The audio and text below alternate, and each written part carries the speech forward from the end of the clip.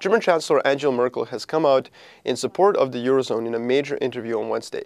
However, support for Eurozone bailouts remains very low amongst the German populace.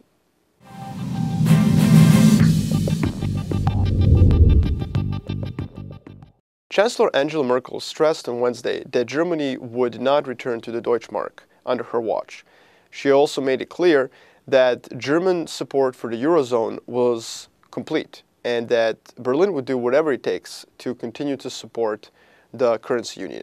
Merkel also dismissed the notion of a split between fiscally prudent northern economies and peripheral economies in the south in the Mediterranean. She also rejected the notion that the Eurozone would have to be restructured anytime soon. Supporting peripheral European economies through bailouts is, however, extremely unpopular with the German populace. Surveys show that about 50% of German population would prefer a return to the Deutschmark. From Germans' perspective, Germany had undergone austerity measures of its own before the crisis even started, back in the early 2000s. There is therefore resentment towards the idea that Germany would now be supporting peripheral Eurozone countries with bailouts in order to encourage them to enact the austerity measures that Germans did on their own. There is no doubt that the Eurozone is beneficial for Germany. About 43% of all Germany's exports go to its Eurozone partners, and it's extremely beneficial to be able to tie down its Eurozone neighbors into a single currency union, thus making it impossible for them to devalue their domestic currencies and gain a competitive advantage against Germany. Furthermore, the current economic crisis is enhancing Germany's political power because it has afforded Germany the opportunity to force its economic and fiscal reforms on the rest of its Eurozone member states. The problem, however, is that Angela Merkel cannot explain these benefits fully to her own population.